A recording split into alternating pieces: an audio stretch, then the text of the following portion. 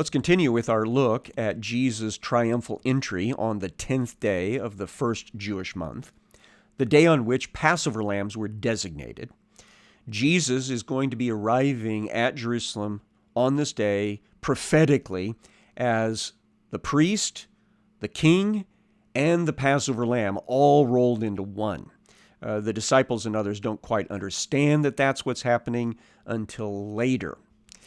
But we know that Jesus was at Bethany overnight, and then he went with his apostles from Bethany to Bethphage, which is only about half of a mile. Bethphage is right on the eastern side of the crest of the Mount of Olives. So Jesus picks up a donkey colt, about a year-old animal that's never been ridden before. His apostles collect it in a special supernatural way. They bring Mama Donkey as well. And they put their cloaks on the back of the yearling in order for Jesus to use as a saddle. And then Jesus begins riding the road from Bethphage up and over the crest of the Mount of Olives. And in the process, the word has shot out that Jesus is on his way. And everybody down in Jerusalem that's interested in Jesus, whether they have a passing interest or some sort of invested interest in him, they start rushing out to greet Jesus along the road. It's about another 3/4 of a mile, I think, from the top of the Mount of Olives down across the Kidron Valley and then up into the area of Jerusalem where the Pool of Bethesda is located. The Temple Mount is just to the south of that area. But the pilgrims would always go to the pool areas first so that they could immerse themselves before proceeding up to the Temple Mount. So the probably tens of thousands of people are now lining this road, waiting for a glimpse of this special celebrity that they either have heard before or they've heard about. And what do? Luke's account, Luke 19:35, says, "As he rode along, they spread their cloaks on the road." Now, I told you that more than likely, a similar thing had happened in the morning of this day as the high priest brought his Passover lamb from Bethlehem to Jerusalem on the south side, where the pilgrims would gather and they would throw soft objects like palm fronds and stuff in front of the lamb and in front of the high priest. And some of them would throw their clothing there, probably as a way of having a souvenir. You know, my coat got stepped on by the high priest and his Passover lamb, that sort of thing. And they were singing the songs that morning from Psalm 118, Hoshiagna, save us now, to the Lamb. And then they were singing, Blessed is he who comes in the name of the Lord, about the high priest. Well, now, probably in the afternoon, we're talking about, that same sort of parade mindset has taken place on the east side. And the people have cut branches off of palm trees. They've cut things out of the fields as well, because that's soft vegetation material, little sheaves of unripe or almost ripe barley probably. And they throw those in front of Jesus and his donkey. But they're also throwing their clothes down there for the same reason probably, so that they could have special connection afterwards. But here is what happens as they peek over the top of the Mount of Olives and the city of Jerusalem comes into full view. And you have to understand how significant that is for a Jewish person. You've got the temple taking up most of the room in this panorama.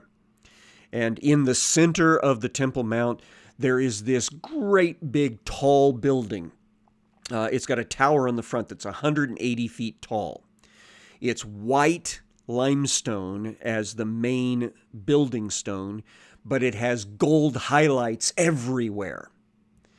And the white stone theme and the gold highlight theme is all around in the courts and in the porticos and in the walls. And it's one person, Josephus, said that for some people it felt like when they first came up over the top of this hill and saw the buildings glimmering in the sunlight, it was as if they were looking at a mountain on fire. Now, when the Jewish pilgrims saw this, no matter how many times they'd seen it before, they celebrated. They got happy. And having been to Jerusalem a few times now, I always look forward to coming out of the tunnel, because that's the way we do it, and being able to look off to my left through the windows of the bus and see the Temple Mount area. And it always makes me happy. And we always read, or at least I try to make sure we always read from the Psalms about being how excited it is to be coming to the house of the Lord.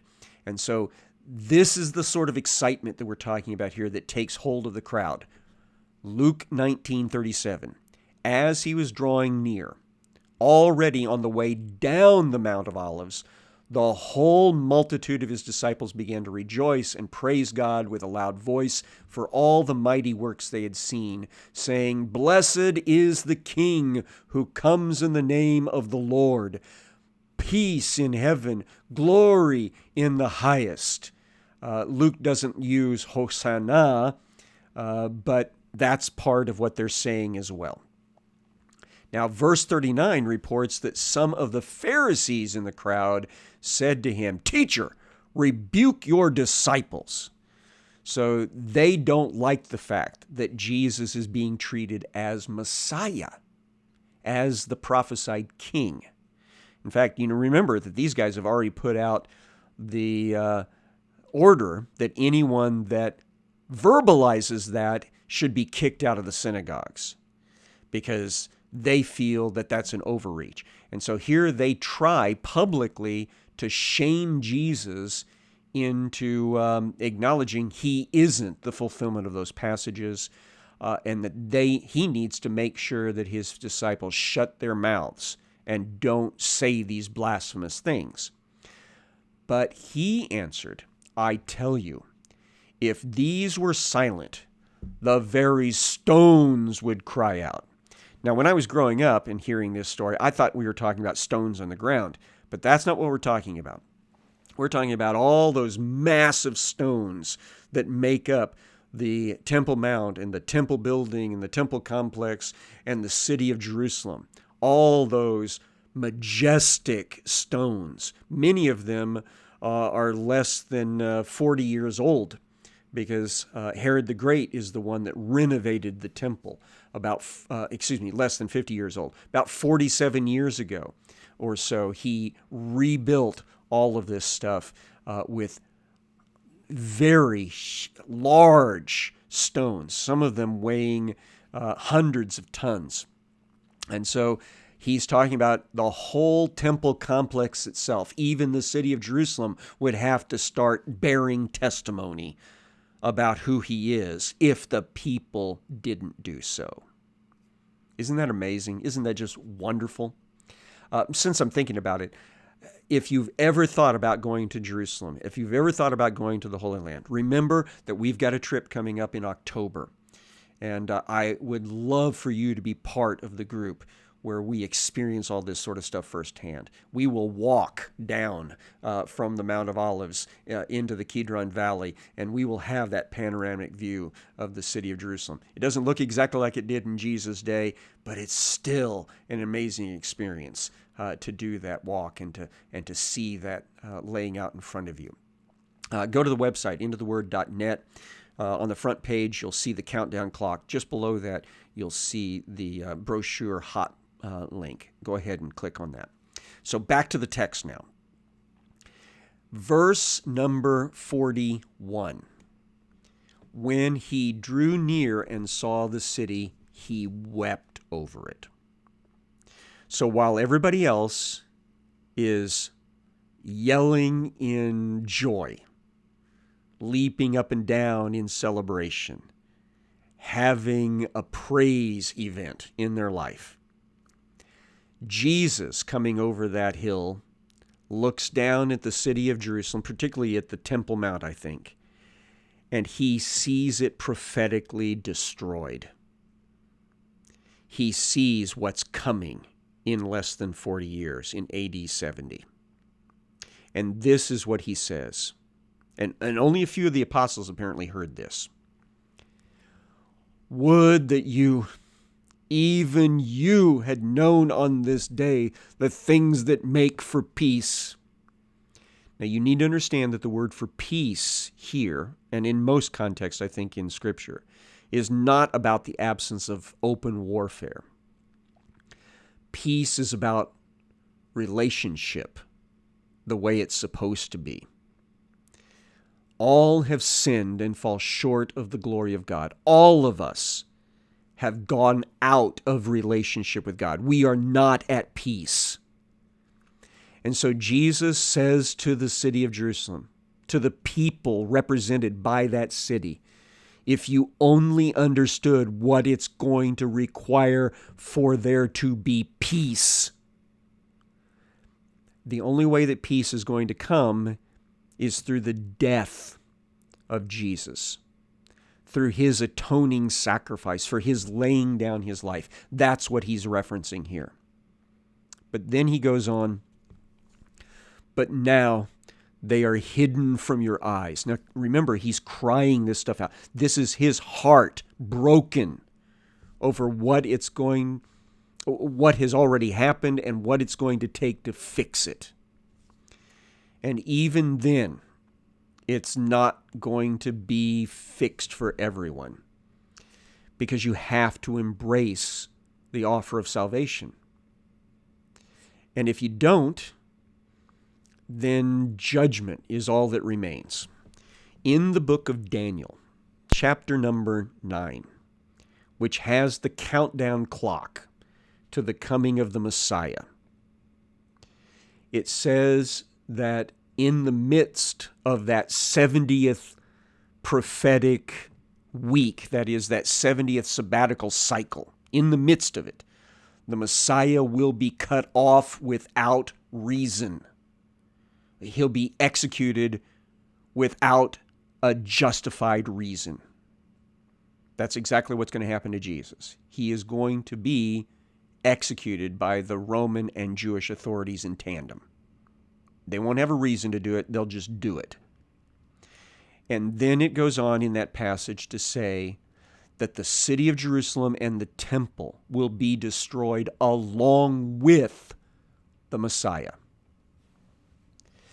Their fate is tied up with his fate. Because he is destroyed, they will be destroyed. That's what Daniel chapter number 9 says. And so Jesus describes that here. For the days will come upon you when your enemies will set up a barricade around you and surround you and hem you in on every side. And that's exactly what the Romans will do in AD 70 against the rebels who have seized control of the Temple Mount and some of the important parts of the city of Jerusalem. The Romans will cordon off the entire area, and then they will start building siege ramps up in order to take the place down. Verse 44, they will tear you down to the ground, you and your children within you. 1.1 million Jews died in the early months of AD 70. That's the last siege time for the Jewish war at Jerusalem. And another 100,000 of them end up going into exile and or to be used in the different gladiatorial games around the eastern end of the Roman Empire. and Jerusalem ends up being dismantled. The only thing that was left, other than foundational walls and things, the only intact structures were 3 towers and the walls in between them that were part of the Herodian palace complex on the west side of the city. The rest of it was knocked down. And so Jesus is predicting that devastation level already. Then he goes on and he says this, and this is true about the temple. And they will not leave one stone upon another in you, because you did not know the time of your visitation. When we visit the Temple Mount, you can actually see ground level for the original Temple Mount of Herod's temple and of Jesus' day by the perimeter walls, especially on the western side, what is referred to as the Western Wall, sometimes the Wailing Wall, where the Jewish people gather. You can see ground level because above that line, there are no Herodian stones. They just stop because all of the Herodian stones up on the main ground level of the Temple Mount were taken down and either shoved off into the valley below or carted off to be reused somewhere else. Nothing original of the temple complex was left when the Romans were done with their dismantling work in AD 70. And Jesus predicted that. And these words that he uses here will come up again a couple of days later because the apostles can't handle this idea of thinking about the temple being destroyed, and they ask him about it. But Jesus here makes the point that all of this is going to happen because you do not know the time of your visitation. The word visitation here points back to the Greek Old Testament and therefore to the wording of the original Jewish sacred texts, that when God came to check you out, that was your day of visitation, to see whether or not you were to be rewarded or judged. And so the coming of the Messiah is the ultimate time of visitation. Jesus is the way, the truth, the life. No one comes to the Father except by or through him. He is the pivot point. He is the decision point. And so because too many of these folks at Jerusalem in this generation rejected Jesus as Messiah, the city of Jerusalem and the temple at Jerusalem were both destroyed. And so we will keep that in mind when we come to the Olivet Discourse later. Now, I want to go back to John's Gospel at this point, because there's some commentary there that I don't want us to miss out on.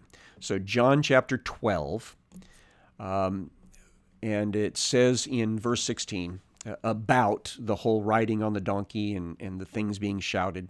His disciples did not understand these things at first, but when Jesus was glorified, then they remembered that these things had been written about him and had been done to him. Verse 17, the crowd that had been with him when he called Lazarus out of the tomb and raised him from the dead continued to bear witness. So on this day of Jesus' entry, you've got people saying, you see him? I was there the day he resurrected Lazarus from the dead after 4 days in that tomb. I saw Lazarus come hopping out of that tomb, bound up in his grave clothes. I saw him being removed from those grave clothes and being alive again. He did that. So these folks are bearing witness as to the power of Jesus and bringing even more faith in him being the fulfillment of the Messiah. Now you remember how the Pharisees responded to the whole Lazarus thing. They've got a hit order out on him. They'd like to kill him because of this sort of testimony being offered on his behalf. Now, verse 18, the reason why the crowd went to meet him was that they heard he had done this sign. So we'd talked about that earlier. A lot of these people came pouring out to the east side of Jerusalem along the road because they'd heard about Jesus resurrecting Lazarus from the dead. Now the Pharisees, when they see all this happen, the Pharisees said to one another, you see that we're gaining nothing. You're gaining nothing. Look, the world has gone after him. So they are not happy that they're not making a dent in the relationship between Jesus and these crowds, these Passover crowds. How strong is it? Well, let's look at Matthew's account. Matthew 21:10 says that when he entered Jerusalem, the whole city was stirred up, saying, "Who is this?" Now, Jesus is coming in on the northeast corner of the city of Jerusalem at this time period, into the area around the Pool of Bethesda, by the Sheep Gate area. And then from there, he can go south into the temple complex itself. But there's a lot more of the city to the south and off to the west. And so Jesus coming in on the northeast is raising such a ruckus that it can be heard clear over on the west side and clear over on the south side. And they're all going, "What's that? What's that going on over there?" And some of them might be close enough to see Jesus and wondering who he is, because not everybody did know. Remember, there's a lot of visitors here that are coming from out of country. And so, who is this? And the crowds were saying, "This is the prophet Jesus from Nazareth of Galilee." So Jesus is the talk of the town on this, the 10th day of the first Jewish month, the day when the Passover lambs are being designated. Now, I've said a couple of times now that Jesus seems to be coming in on the afternoon. Here's my reason for saying that. Mark chapter number 11, verse number 11. He entered Jerusalem and went into the temple. And when he looked around at everything, as it was already late, he went out to Bethany with the 12. So he came into the northeast corner, then went south into the temple complex itself, would have squeezed his way through the crowd, because remember, we've got a couple of 100,000 plus that are jammed in at one time, probably, in the courts of the temple. He would have gone around in places where he could have seen the ending of the day of business of the traders. Remember the people who, for convenience sake originally, were selling sheep and doves and pigeons for sacrifices to the people who have come in from out of town, and who also are doing exchanges of Gentile coinage, which often had images on them, for Jewish temple coinage, which did not have human images or animal images on them, because you didn't want to put a Gentile coin into the holy treasury. Now, the problem was that against Jewish regulations, they were charging a fee for changing these coins. And some of that fee was then going into the pockets of the temple authorities. The sellers of the animals were charging inflated prices for the animals.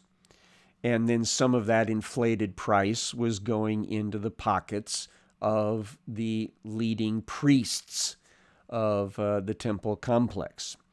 And so all of that cheating that was going on, Jesus would have seen the tail end of that again on this day.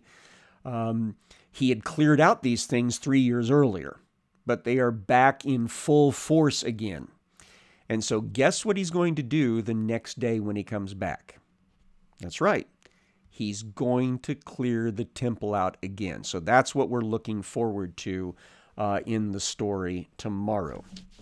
Now, in the 2 minutes we've got left, let me remind you again that Jesus is not staying at Jerusalem. He is staying at the house in Bethany that belongs to Simon, the former leper, and Martha, along with Mary and Lazarus living there. So he is going to make a 1.5 mile trek back and forth each day of Passover week. So it takes him like 20, 30 minutes in order to do this trek probably. And so he is going to walk by a fig tree in the morning. And he'll be hungry and he'll want to eat from it. And he will not find figs on it. And he'll end up cursing it. And so these are the things that we're looking forward to seeing in the story that's coming next. So what I want you to do is mark your place, Matthew 21:12, Mark 11:12, Luke 19:45, and always keep John chapter 12 ready to go as well, because these are the passages that we'll get back to tomorrow when we resume this story. I want to apologize to you that this is kind of like trying to take a drink out of a fire hose. There's just so much information that we're pouring together here of what Jesus was doing in this last week. But these are important things, and we need to get them under our belt, and I think it will help us appreciate even more what happens on the day of his death, and also what happens on the day of his glorious resurrection, when all of these people find out that prophecies have been fulfilled in front of their very eyes.